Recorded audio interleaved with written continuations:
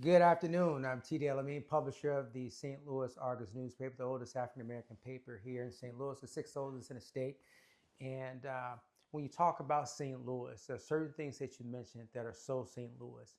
You got Nelly, you got emos, you got vests, and you got red hot rippers. But you have Gus here. You say that name has been immortalized in song.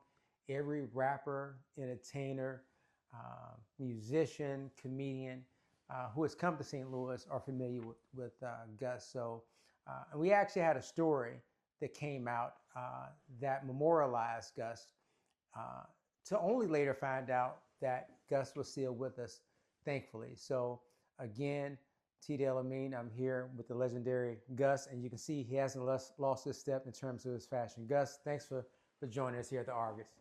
Well, thank you for coming. I just want to tell you, I woke up this morning about 6 o'clock on KMOX. They said that a gentleman that had a great store, all the rappers, football players, baseball players went in the store, and LL Cool and rappers bought all their jewelry and special made jackets there.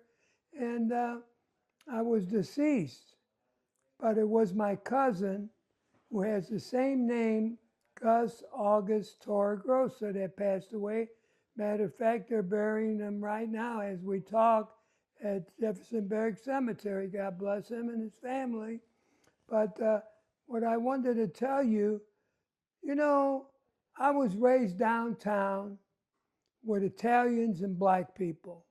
I'm like, you would call me a Cochrane boy, because all my friends lived in the Cochrane, and I lived across the street in the Italian area, and I grew up with the black people.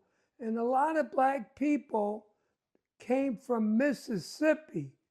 Most of them I talked to and I worked with, and they came in my store. I always asked them, where are you from? You know, I like to get into the family, talk to them, not just come in my store and leave cold. We were community, like friendship.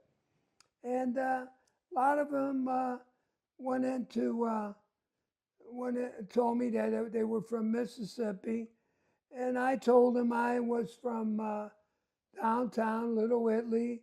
I was raised on 8th and Cole, and the Cochrane was on, I guess it was on 7th Street, and all the way to Cass Avenue, Biddle, Pride, Igu, O'Fallon Place. They all came in my store. Customers came from Illinois, Collinsville, Columbia, Bethesda, Illinois, in buses to save their money from schools. I sold Converse for $15.99. I was working on 10%. I didn't want the families to starve buying Nikes for all that money and that. And I just compromised at 10%. And all the kids that came in my store, I made sure they had their pants up. There was an era in St. Louis back in the 80s, you remember Yeah, I was that, there. where they were putting their pants down to show their underwear. What the heck? What was that all about? But I had security, a black company come in, and whoever couldn't come in my store if you had your pants down. You had to put them up. Right, right. We wanted that thing going on. We wanted a high class store. And another thing, there was an era of guys coming in. They had kids and that, little children. They had pacifiers in their mouth. And what the heck was that all about? They're walking with pacifiers. Yeah, that was another deal. You know what I mean? But anyway, Two Live Crew just got out of court. There was some kind of a deal where they said they did pornography ways and all that. And soon as they got out of court, they came to my store. Right. What did they buy? They closed up 12th Street to 14th Street. The streets were loaded with people and kids from all over. I don't even know how they found out. Right, Oh, right. I used to advertise in your paper, St. Louis Argus. the #1 paper, very interesting about sports and how to dress and everything and modest people. And then we had the world. That was funny, Oh, yeah, honestly. yeah. I advertised at 104, 105. I patronize all the black advertising stations and companies. And that's how I did my business. And when Two Live Crew came, I didn't know if they were coming. I was stressed out. I'm going to show this gentleman a video when they came in my store. I got a video. The video's on Gus's Fashions and Shoes. Look that up on Google and hit the video because there's a lot of scenes there and a lot of people, after I went out of business, they opened up stores and they said it was Gus's, but it wasn't. But, you know, everybody's got to make a buck. If they want to use my name, they can use it. But anyway, it was the stress I had. Who am I? Gus. Gus's Fashion. Here's Two Live Crew. Famous. Been all over the world with newspapers about their whatever happened and with their case and everything. And here they're coming to Gus's Fashions downtown in St. Louis, Missouri on Washington and Tucker. I couldn't believe it. And I had all kinds of security. The police department helped me out with traffic control. Lieutenant Taft was there. He was #1 helping me out, and a lot of other policemen. And here they come. They got out of the airport, out of the plane. They took a limo to my store. Oh my God. When they got out of that limo, they couldn't walk 2 inches without people touching and grabbing them and celebrating. We had a big celebration in my store of them winning the case. And that's what happened. And I did it with a lot of guys. L.O. Cool, what a nice man he was. A great guy. You know, he came in and he was young and everything, and he had the troop shoes. A lot of people don't remember. They were red troop shoes with the red outfit with the big Cadillac emblem in the back. Right. Oh my God. He was cool. When they named him Cool Mo D, he was a cool man. He was very nice. Matter of fact, to all the people that worked there and all the people that came in, he was super nice. And all the rappers, when they left, they gave him autographed pictures of them. And they leave me $500-600. They said, take care of the customers in there, Gus. And that's what I did. That's what they did. What was your most memorable person? I know DJ Quick did a song and he had you in there. So it more or less. Yeah, Demo. Well, you know, the most memorable was Jamie Foxx. Okay. Tell me about that. He was so warm. You can feel his insides with all the customers handing out stuff. A guy was buying a pair of shoes and Gus, I'll pay for them. You know, and it was such a atmosphere when they came in. Everybody changed, their personalities, the customers, everybody came. I don't know where they came in from. They came in from other stores. I didn't do no business because everybody came in, wanted to see the celebrities. Right. And I used to have a 6-foot ladder with a microphone, and I would talk about different rappers and when they were coming in. And it was nice to help the community. And Jamie Foxx had a personality out of this world, and he still has a great personality. One day he was at the airport, and he called me up. He says, we call each other cuz. Mm-hmm. You know, cuz Yeah. Mm-hmm. instead of cousin, that Mm-hmm. warmship, you Right, know. right. And he says, hey, cuz, I'm at the airport. I'll be here in a couple hours. You want to come over? We'll have something to eat. I says, yeah, I'll be over. I says, when's your flight leave? And he says, in a couple hours. I says, my God, it's 5 o'clock. I says, by the time I get there, it's going to be 6 o'clock. Right. But we broke bread and we talked about the store. We talked about different personalities like Flavor and all the other guys that came into Live Crew, MC Light. And MC Light was a sweetheart. She was a sweetheart. Wonderful, wonderful woman. I don't know what some of them they just disappear off the deal, but Easy E was a great guy too. Mm-hmm. He had a great personality. All of them were quiet. They weren't, hey man, here I am. Right. I'm LL Cool. I'm Jamie Foxx. Here, kiss my ring. No. They were smooth. Yeah. They went into the crowd. They talked to the people. How do you like this? How do you like that?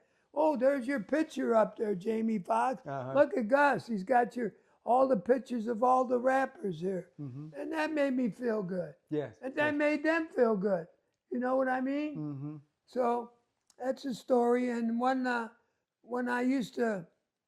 grew up downtown with young kids, I went to McBride High School and Kings Highway and Cole Brilliant. Now you can't believe where the Jesuit brothers and priesthood is a halfway house. Mm-hmm. Now let me tell you about the halfway house. I'm the only one living, I think, that started the halfway houses with Father Dismas Clark, the hoodlum priest. We used to go to the prisons in Jeff City and all over. We went to the prisons. We tried to get these guys out that they had a year or 2 years or 5 years. Because the reason we did that, a lot of them, when they come out of the penitentiary, they didn't have no place to go. They went down the bus station. They got a ticket to get on wherever they were going, which city. And I think it was $20 that the state gave them. And they sit there and wait for their bus or whatever, or the next day because they didn't have no place to stay. And I'm not talking bad about the police department, but everything, some people got bad in everything, but some of them lazy ones would go down to the bus station and pick these guys up for vacancy, and they would have to go serve their time back. And I didn't like that. Father Clark didn't like that. So I went to all the Godfathers. This is funny. And I collected 10,000, 20,000, 40,000 from the Godfathers in different states to buy a school on 9th and Cole. It was called the Jefferson School. Me and Father Clark, Jimmy Hoffa, we all got together with people, judges, and Marsh Shanker, he was a great lawyer. He was related to the Copplers that owned Channel 11 and the Chase Hotel. Did a lot of good work for the community. So anyway, we bought this school, and we turned it into like a little hotel where they stay and get jobs. We got them jobs, and one guy was really funny. Was Buster Wortman. Ooh. He was a very nice man. He was all right, you know, and he gave a lot of money and helped out with the Dismas House. And every Italian, Irish, Jewish personality on Washington Avenue and Produce Row gave money and gave us produce to feed these gentlemen. I don't call them ex-cons, they're gentlemen. They're starting out new in this world. And anyway, I go with a truck. I go to different places. Franklin Produce, that's Brother Cusimano. I go to the Papillos. I go to Johnny Moon Produce. I went to United Produce with Charlie Gallagher, a great guy. They gave a lot of money to the Dismas House. And all of them, the Catanzeros, the Mercurios, the Freemans, the Emos, all of them. And that's how I fed them. Mm-hmm.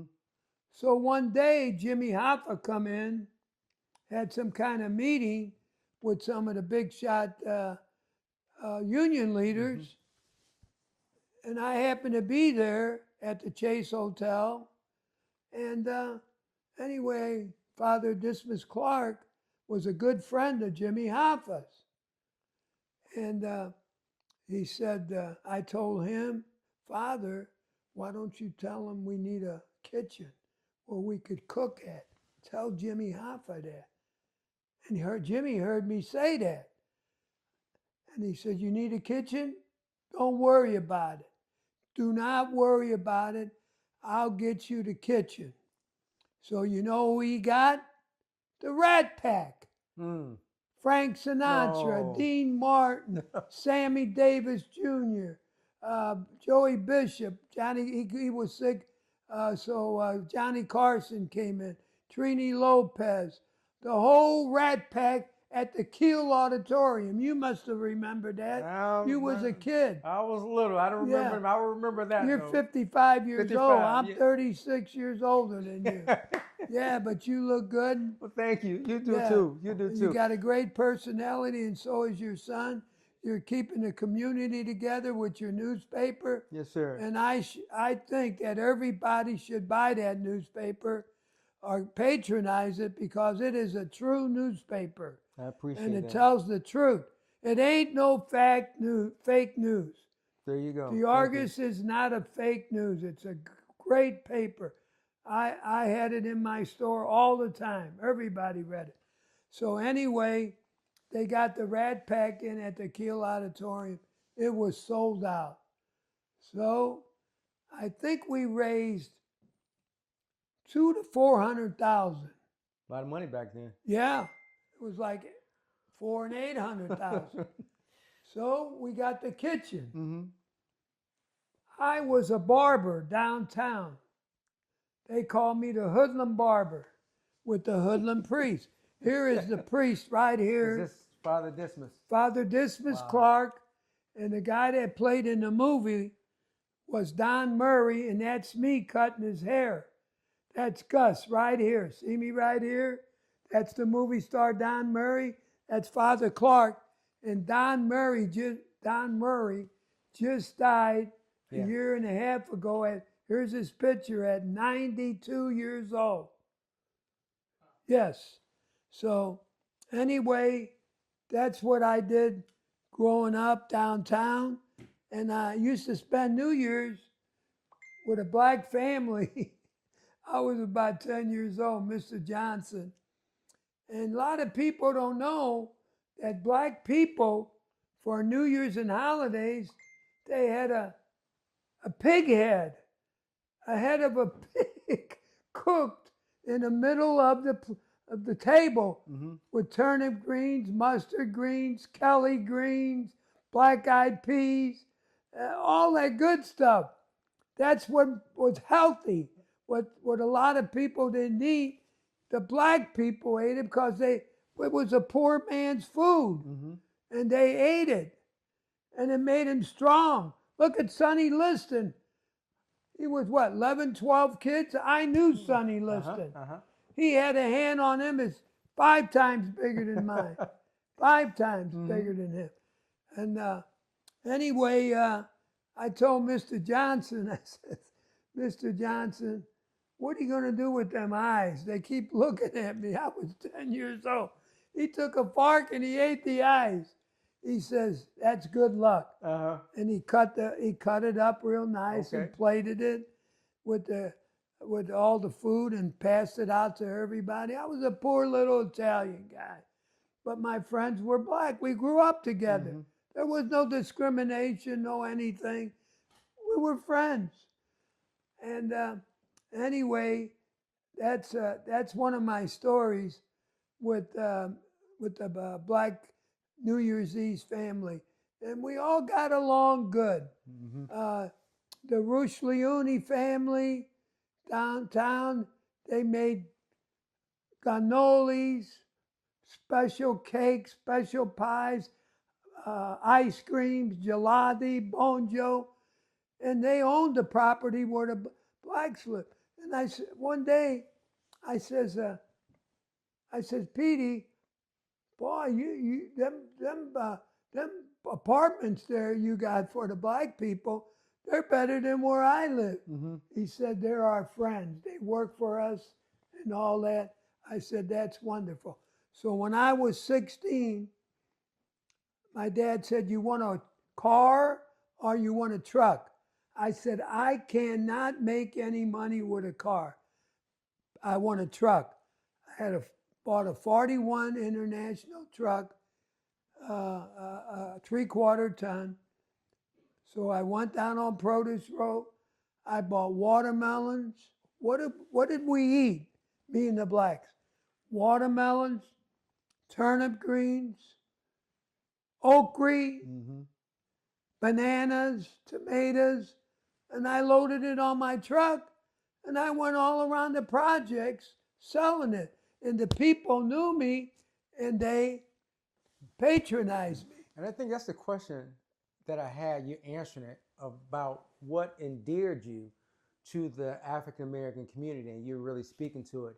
And moreover than people knowing you as this fashion person, the history of what you done with like the Dismas House and helping people out. So that's something that I didn't know. That just really speaks to who you are. A lot of the black committee men Mm-hmm. came to my store, and I used to give them $5,000-$10,000 for the kids for Christmas. Mm-hmm. And Marty Abusi, he had an organization. I forget the name of it, the Dempsey House, Mm-hmm. and he had a lot of homeless people living there, giving them jobs, Right. and stuff like that. And Marty called me up. He says, Gus, these gentlemen are going to look for jobs. They need clothes and jackets. And I patronized. I said, bring them down here. Mm-hmm. And I've suited them up. Not only one, maybe 40, 50 of them. Right, right. Oh, yes. And when they got jobs, who do you think they came and bought their clothes from and That's right. shoes? That's right. From Gus, Mm-hmm. from Marty Abusi helping me. And I gave them to some of them, wanted the Christmas presents for their family too. I took care of them all. I didn't care. So anyway, that's one of my stories that with Marty Abusi and when I grew up downtown, and I mean it was something downtown. Mm-hmm. There's no any place downtown that the blacks and the Italians grew up with. It was wonderful. So when I grew up down there, I was about 10 years old. I went to the butcher shop. I cleaned up. They had sawdust on the floor. Mm-hmm. And they had the butcher blocks where they cut the meat. I worked there about 3 days because they had an iron brush and I had to scrape the blood off with a butcher block and make it clean. I said, this ain't for me. You. So I went next door to Mr. Shalufo. He sold all kinds of fish. And there was no refrigeration. I went over there and I chopped the ice on each block. He had sardines on one place, cod on the other stall. He had about 10 stalls. They had all different fish, and all I had to do was the ice. And that's I worked there But then these Italians and black people, they like snails. And we had a big basket of snails. And they would get the snails and see how much they want, put them in a bag, and I'd weigh them. But they would forget to put the lid on them. I'm talking about 100 pounds of snails. And the next day I come to work, the snails were on the wall, they were on the ceiling, and I had to get them off of there. And I was on a ladder and I fell off the ladder. I said, I quit. I quit. So then I went next door to that because we had all stores downtown. It wasn't like a mall here. It was what you needed is what you got. So I went to an Italian bakery called Valente's, and I worked over there. I was an altar boy on Tentacle, Our Lady Help a Christian, with the famous Monsignor Polizzi. I grew up with him across the street, and he was the big shot priest on the hill. Monsignor Polizzi, Sal. He's deceased now. And I went by Valente's every morning at 5 o'clock. I break up the wood and I throw it in the oven. The oven was it was about 20 feet high and 10 feet wide, and we get the temperature up to 200-300. Then I go to a Catholic school, Catholic church, Our Lady Help a Christian, and serve Mass. And you'd be surprised how many black Catholics we have in the city of St. Louis. Because I used to see them in our church, and they used to go there at our church on 10th and Cole. And there's nobody living today that knows the first name of that street was Wash Street in 1910. Then they changed it to Cole Street. And now I think they got a new name for it. You ought to know the new name. I can't keep up. I left it at Cole, so I know Cole. But anyway, yeah. And so anyway, I didn't like that. It was too hard on me cutting up the wood and all that. So then I went to Ruscglioni's. I told you, they Italian bakery. They were on they moved to Florissant Avenue, and then they moved to St. Charles. They're in St. Charles right now. They make the best cannolis, the best cookies in the United States. They ship all over the world. They've been in business over 145 years. And what is it for the camera? Ruscglioni. They're in St. Charles, Missouri. That's where they moved. And they got special cakes they make for weddings and all that. But that's living downtown. I mean, we didn't have no clothes. A lot of us, when we were growing up, we bought our clothes at the Salvation Army. The Salvation Army. Or the churches had extra clothes and shoes, and they gave them to us. The people donated. I mean, if I wore a size 5 shoe when I was a kid, my dad used to buy me a 6 or a 7 so I could wear a couple years. You know how that was. I had jackets were twice as big, clothes twice as big. But you know what? We lived. We were happy. We never had nothing. The biggest amount of money I ever had was 50 cents in my pocket. And I used to go to different shows. Now, let me tell you about downtown. We had Famous and Bar, Sticksburn Fuller. We had a lot of stores. I mean, it was the hub. And we had the Rivoli Theater, the Capitol Theater, the Lyric Theater. We had several, the Low State, and we had another big theater, the Ambassador Theater. Yeah, we had all that. And the most wonderful thing we had, Christmas. All us black and Italian kids, we go in front of Famous and Bar. They had Santa Claus moving. They had the trains going. Windows full of them. and so did Six. And we'd stay there freezing if it was raining or snowing. We just loved to stay. That we didn't have nothing. That was our big thing in life, to look at something we really wanted. And it was great to see that. And that was the blacks and the Italians. Downtown was our life. That was our front yard. You know what I mean? We didn't have all this malls and stuff and crazy things they have now. But let me tell you this, I really enjoyed growing up with the black people. And I'm a downtown guy, but I bumped into Cochran, and I think it was Pop News had a series, did a story on me in front of my store. And I said, I'm a Cochran boy, but I'm really a downtown boy. And that's it. The rapport was so beautiful. And I had some tragedies in my store, you know, with the Bloods and the Cribs, but it all straightened out. And you know, it was wonderful. Just the people were great.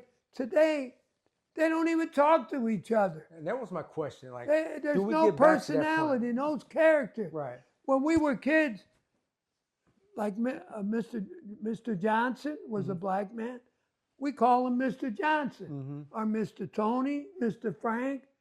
Hey, they don't. Hey, man, what do you want?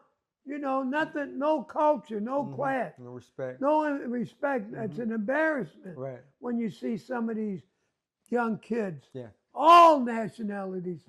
They don't even want to talk to older people. Right. They don't want to do nothing with them. Honest, it's terrible. Yeah. But anyway, here's I'm going to ask you the story behind these good-looking Reebok shoes. Okay. I was a big Reebok dealer. I mean, classic Reeboks. And the corporate office called me from New York, telling me that the Pope was coming to St. Louis, and that his feet were swollen, and to get him a pair of Reebok shoes. That's all he wanted, cheap shoes. I said, okay. So I thought, maybe I ought to do something special. So I went to a company, excuse me. Oh, I love the music. I love the music. This is my cousin. No, take it, Gus. This is my cousin, Mark Cusimano, that owns Chemo's Restaurant. I'll take it. Yeah, Mark. You still alive? Yeah, I'm still alive. Everybody's been calling me. People from out of town, from all over, Pennsylvania, Florida, all. You're not gonna believe this. People have been calling me to see if you're alive. They've been calling you to find out well, you're my cousin. What the heck? And this is how it goes. They go, Mark, it's so-and-so. Is Gus still alive? Shit. Yeah, I mean, my God, give me a break. Now, while you're on the phone, you're being interviewed with me right now.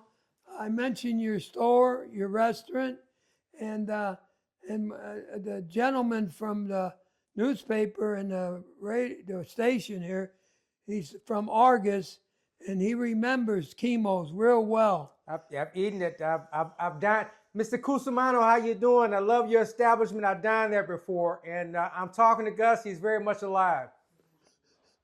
And I'm T.D. El-Amin. I'm the publisher of the St. Louis Argus newspaper. I love that newspaper. Yes, sir. Yes, sir. And I loved your restaurant. And let me. Thank you very much. And you know, Mark, I want to tell him that you hired a lot of homeless people and gave them a break. Your dad did. That was a thing, a status symbol with you, helping the people out to make money, and you gave them fair wages, and you had black people working today that you have dinner with. You just told me you. Can I tell you what? I'm on my way to see Anita to help her out with the little problem she's got. Ne- supposed to be 41 years. Wow. Wow. Listen, are you where are you located at now, Mark? I live out in St. Albans now. I'm out in the country. Oh, yeah, in the country. Okay. Okay. Well, I can't get any good chemos now, huh? Not now, no. Yes, sir. We had 95 good years. Anyway, Gus, I'll let you finish that, and I'll call me when you're Well, done. do me a favor. Tell everybody I'm alive, will you? They're very disappointed you're alive. Yeah. You know who called me the first thing in the morning? Was Father Jack from St. Ambrose Church. He says, Gus, are you a ghost? I says, why? He says, you're supposed to be dead. I says, oh my God. He said, he was almost crying. And Monsignor Bomarito called me. Oh, Madon. Well, when they call me, I tell them, for years people think Gus is dead, but only when they see him dance. Only when they see me dance. Okay, cuz. I'll catch up. Goodbye. Yeah, Yeah. he did hire a lot of people, a lot of black people. Yeah, I know he was Right now downtown. he's helping a lady was in 45 years. That's what he said. Yeah. Yeah, he pays her gas. She lives on Warren Street in North St. Louis. Right. Yes. Yes. And he pays her gas bill, her electric bill, and her rent, and he even bought her a car. You know what I mean? That's what he does. And see, when you bum with good people, Yes, yes. you're good. Yeah. When you bum with trash, you The run trash, into trash. yeah. But anyway, with the shoes, so I said, let's do something different. So I went to the shoestring place. I says, make me a pair of shoestrings, 14 karat gold. So anyway, when the Pope came in, they closed up 12th Street, 13th Street, 14th Street.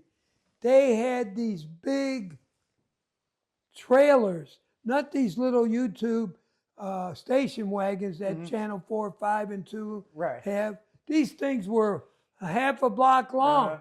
They traveled with them. Right. CNN, ABC, NBC, Fox News.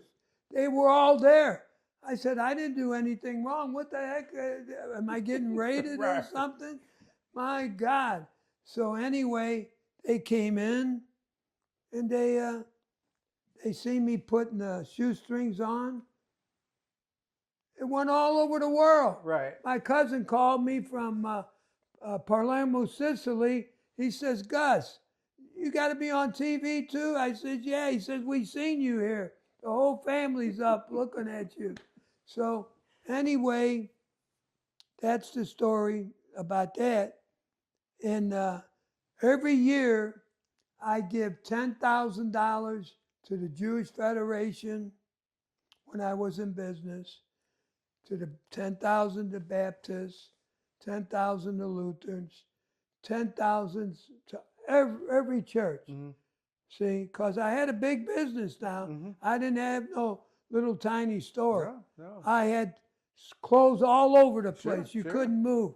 I was number one. I traveled all over to get I went to Vegas at the shoe stores, shows, the clothing stores. I went all over to buy. So anyway, they came in and I did that. And there was a priest from East St. Louis. And at St. Patrick's Church, it was a white and black church. The school was closed, but these priests retired there, and they had a shelter for the homeless and a food bank for the homeless. So anyway, I couldn't believe it. He come to my store one day. I says, Father, I said, sir, he didn't have his white collar. Sir, this is a hip hop store. He was in his 70s. I says, I don't have anything for you. But if you want a pair of black shoes or I got Dickie clothes. He says, I just walking by and I seen that name Gus. And my name is Gus, the brother. He was a brother. A brother is a teacher of the Jesuits, and then they become priests if they want to. Okay. So anyway, he walked around and I said, dude, I must know you from somewhere. He says, I think I know you. I says, I went to McBride High School. He said, I taught religion at McBride High School, which now is a Dismas house. I was born and raised on Cobrillion and Kings Highway, 4900 block. You remember Sherman Park? Jump right there. Did you remember? You didn't remember the park more. The Parkmore, and just like you had the clinic, David Wohl Center. Wohl Center. Yeah, yeah. So you've been, give me a hand. Yeah, I'm a Kings Highway Cobrillion. We broke bread here, brother. We broke bread. Yeah, man. Yes, sir. Yes, sir. So anyway, Father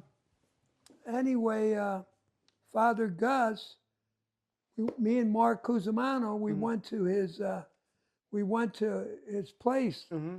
Is where shelter and homeless deal was. It was small. He had about 6 priests and brothers. Mm-hmm. It was over 100 degrees. It was so hot in there. So me and Mark Cusimano, we pitched in. We got them air conditioning, central air conditioning. And Mark Cusimano, every week, he had the nuns from Sacred Heart and the priests come up there to get a 5-course meal, 5-star meal, because they were in poverty. Right. And he's the one that I gave, not these are duplicates, that I gave the shoes to bring to the Basilica on Lindo Avenue, across the street where the Archbishop stays, and the Pope was there, and he gave him the shoes. Wow. I gave him the glory. Right. I didn't want it. Right. I had That's enough. right. I was shaky. Yeah. Between the rappers and the Pope, Right. and the hoodlum priest and Right. the hoodlum barber, Right. and I had the works. Let me tell you. That was the year that the Rams won the Super Bowl. Right? Yes. So you probably had something to do with the Rams winning the Super Bowl. Oh my God! All the players came in. Oh my God! Yeah. All the players came in, and Georgia Frontier. I just came from Italy. At Keener Plaza is when they came in. Right. And I will show you pictures that I got if you want to see them with Georgia Frontier, Rams, and all the Rams. And my best friend for 30 years from the Rams is Sean Landetta. Sean Landetta. He was a punter for the Rams, the Buccaneers, the Green Bay Packers, the Rams, and the Giants. Number 1, he's going in the Hall of Fame. And we've been friends. He calls me at least twice a month and talks to me. Then he flies in and comes to see me. Okay. And Dave McNutt, he owns LeClee Cab. Okay. And we all got together and we meet up and we have dinner a couple of days and he flies out. But anyway, I gave all that money to the different religions, and they said, we'll see you. Thank you, Gus. We'll see you next year. But the Pope office, it says here, Secretary of State, First Section, General Affairs. Here's the number of the letter, number 446693. So it's recorded and registered from the Pope. From the Vatican, April 1999. Yep, that was the year. You go ahead and read it. Yep. Here we go. This is His Holiness Pope John Paul II has asked me to express his gratitude for the thoughtful gift which you offered for his acceptance at the time of the pastoral visit to St. Louis. He very much appreciates your devoted sentiments. His Holiness will remember you in his prayers, invoking upon you joy and peace in our Lord Jesus Christ. He cordially imparts his apostolic blessing. Sincerely yours, Monsignor Pedro Lopez Quintana, the assessor. So this is... You didn't mention my name. Yeah, Mr. Gus Torregrossa, 1201 Washington Avenue, St. Louis, Missouri. So that was the location right there of Gus. So, of course, it's certified April 8th, 1999. And it's got papal, if you look real close, it's got papal paper that's got It's you can't hardly see it. It's got the crown that the bishops and the popes wear on their head. It's a V-shaped thing, and that's what I cherish. Now, the Archbishop we got in St. Louis, I was at a church meeting with him, fundraising, and he wants me to put these in the Basilica on Lindo Avenue in the museum. These both things, and I got other stuff, pictures, because there isn't that much. Right. The Pope has a bench there in the museum down in the basement. So that's what I'm going to do. They'll spice it up. Yeah, they'll spice it up, and and I've been showing that to a lot of people at the different occasions and concerts and stuff. And I've been showing this, and people take pictures of it, and that makes me feel good. And he was a great pope. Yeah. A great pope. Yeah. Well, let me ask you this. Yeah, ask me some questions. I'm getting tired. No, I appreciate it. No. You have so much history, and I just appreciated that. People invite me to their houses. They say, "Hey, you want to know anything about our family? The Sansonis, the Mantillas, Yes. the Rochely. Call Gus. Yeah, you got the history. He knows all about our families. He grew up downtown with our families. Right. And all of our relatives, our grandmothers and grandfathers are dead. He'll tell you stories about them. Wow. Yes. Wow. Treasure. Tell me about the emotion that you felt all these years downtown, the notoriety, the celebrity, the friends, and many people you've served, you've served their children. You know, I'm telling my children the story of Gus. Tell me about the emotion when you closed the doors. What was that day like for you? Well, I was happy to serve the community. I wasn't trying to rip them off like some of these stores did. When they got their checks, I cashed their checks, and they bought stuff in my store, and then they wanted about buying food and stuff. But the other stores, I worked for 10%. They worked 50%. They robbed them. But I didn't. I was, and they knew it. My price, $15.99. I'll show you pictures of my store. 50 for Converse tennis shoes. You know what they're getting now? $79. Yeah. I mean, I was fair, and I never had a feeling of guilt when you said close the door. Right. It was a feeling of rejoice. I had a good day. I was happy. I made people happy, and that's what life's about. If you wake up in the morning and you think about bad things to talk about people and hurt people, you're not a good person. Yes. When you wake up happy, you make the whole world happy.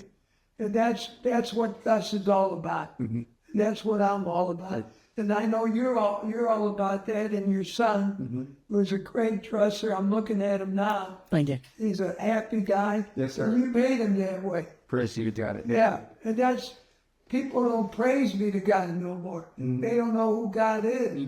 But when they get sick, That's what they call them. they call God. Yes, sir. Yes, sir. That's what it's all about. Well, your name, anytime you drive by that corner, I don't care what they put on that corner, it's going to be Gus's Corner. Yeah. And the ability to have a legacy and leave a legacy like that is just a testament to who you are, and I just hope that more people learn the history, but also not just the history about Gus the store, but Gus the man, and the thinking that says that, and I can tell you from having gone into your store, because a lot of times people don't appreciate our dollar. I'm talking about in terms of African Americans. Never felt like it was just about the dollar. You felt like you were in a store, that somebody valued you as a person. So for me, as a kid, it's a great honor having grown up, having known you, having actually been in your store, having taken the pride when I hear your name in DJ Quick songs. I feel like that's a part of me. That's my story, So man, you this right here for me and for my son is just a great honor, So Well, I'm really glad you came. I'm glad you're alive. Another thing I wanted to tell you, Yes, sir. a lot of these kids that drive-by shootings, Yes. I paid for their funerals. I don't want to mention the names of the funeral home, but I did.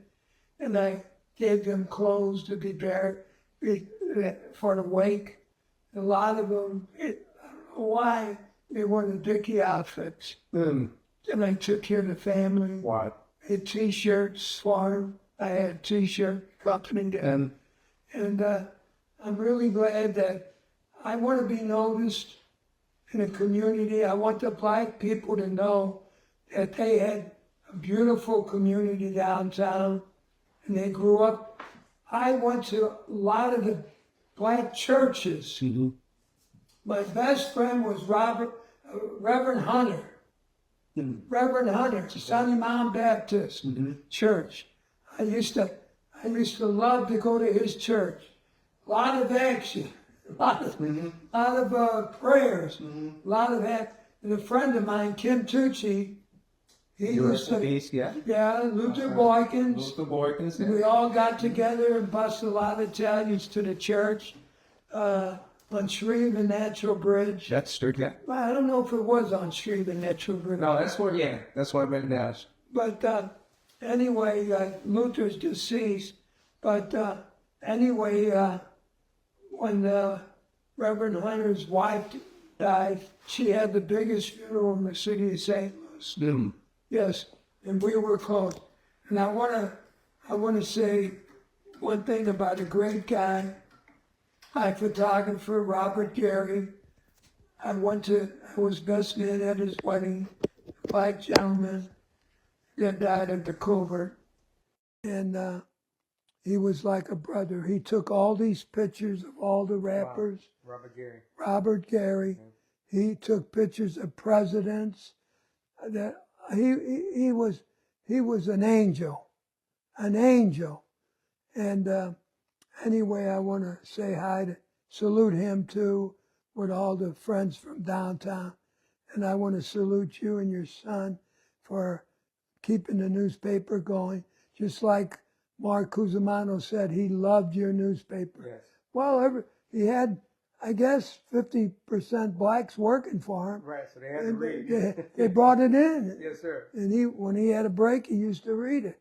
That's the kind of guy, very charitable man. Yes. All of us.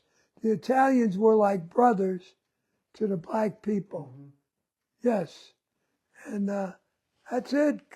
Well, I tell you what, this is Gus.